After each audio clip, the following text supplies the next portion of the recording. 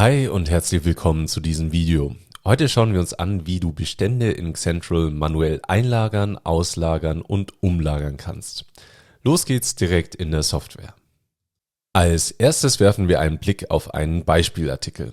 Dazu öffnen wir die Artikeldetails über das Menü, Verkaufen, Artikel und klicken auf das Stiftsymbol neben den gewünschten Artikel.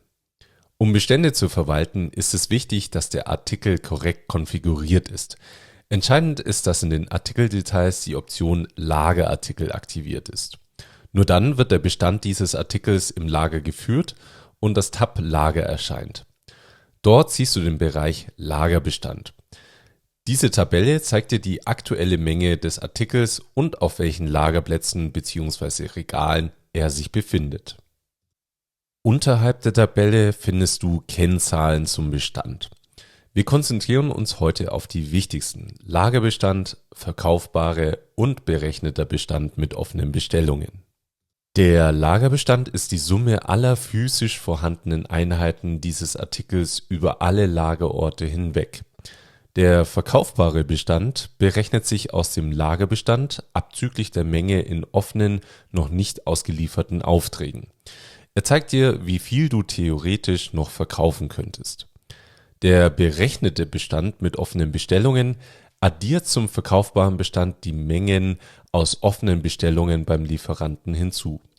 Dieser Wert hilft dir bei der Einschätzung, ob du bald nachbestellen solltest.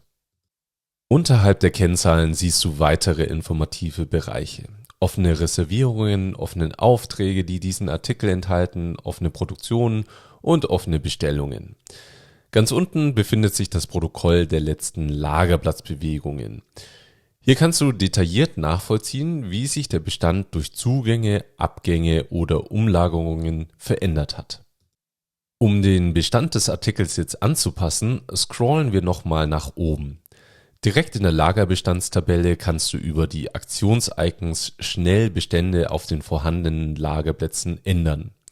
Mit dem Plus-Symbol erhöhst du den Bestand auf diesen Lagerplatz, mit dem Minus-Symbol lagerst du aus und mit dem Pfeil lagerst du innerhalb des Lagers um. Die Symbole hier werden nur angezeigt, wenn es sich um einen Artikel ohne Charge und MAD-Verwaltung handelt. Wenn du Artikel auf einen neuen Lagerplatz einlagern willst oder eben weitere Informationen wie Charge und MAD eingeben musst, nutzt du den Button Artikel in neuen Lagerplatz einlagern unterhalb der Tabelle. Ein Klick darauf führt dich aus dem Artikel heraus in eine umfangreichere Einlagerungsmaske. Diese Maske erreichst du auch direkt über die Hauptnavigation unter Lager, Ein- und Auslagern. Wenn du den Weg über die Navigation wählst, musst du zuerst den Artikel auswählen, den du bearbeiten möchtest. Wir wählen dazu jetzt einen Beispielartikel, der auch MAD und Charge verwendet, um die zusätzlichen Felder zu sehen. Klicke dann auf Weiter unten rechts. Als nächstes wählst du den Lagerplatz bzw. das Regal. Xentral schlägt dir hier entweder Plätze vor, auf denen der Artikel am meisten vorhanden ist, oder den Standardlagerplatz, falls einer im Artikel hinterlegt ist. Klicke einfach auf einen Vorschlag, um ihn zu übernehmen, oder gib manuell einen neuen Lagerplatz ein. Danach legst du die Menge fest, die du einlagern möchtest, zum Beispiel 10 Stück.